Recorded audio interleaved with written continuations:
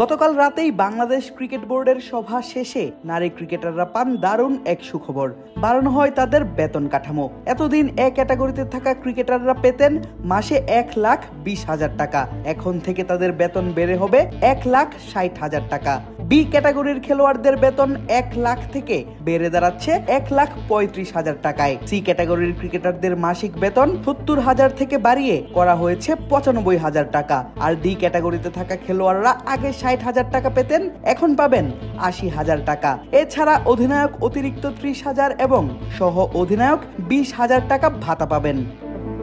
তবে নারী ক্রিকেটারদের এমন সুখবরের মাঝেও সামনে আসে দলের বিশাল এক সিন্ডিকেটের গল্প।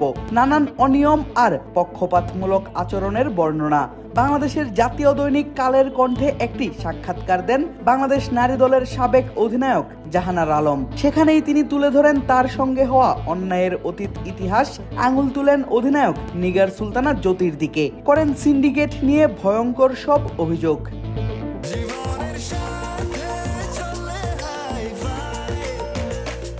স্বাস্থ্যকর অল টাইম হানিকম, সব সময় অল টাইম হেলদি লাইফ।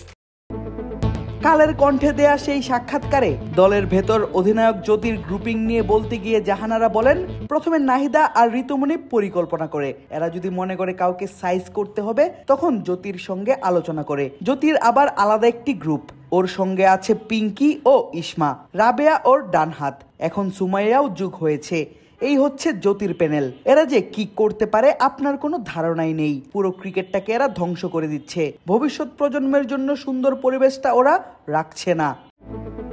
শুধু তাই নয়, জ্যোতির বিরুদ্ধে জুনিয়রদের দিয়ে নিজের কাজ করানো এবং গায়ে হাত তোলার মতো অভিযোগ করে জাহানারা বলেন, সিলেটে প্রচন্ড গরমের মধ্যে 30 থেকে 40 মিনিটের ফিটনেস সেশন করার পর কেউ যখন ঠিক মতো হাঁটতেও পারছে না, তখন দেখি এক জুনিয়র জ্যোতির কিডব্যাগ টেনে এক মাঠ থেকে আরেক মাঠে নিচ্ছে।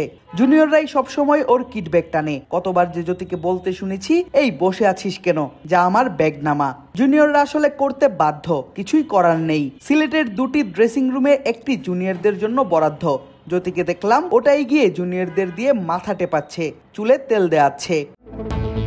শুধু অধিনায়ক জ্যোতি নয়, নারী দলের সাবেক নির্বাচক ও ম্যানেজার মঞ্জুরুল ইসলাম এবং বিসিবির নারী ক্রিকেট বিভাগের সাবেক ইনচার্জ প্রয়াত তৌহিদুর রহমানকে নিয়েও এক ঝাঁক অভিযোগ আছে সাবেক এই অধিনায়কের।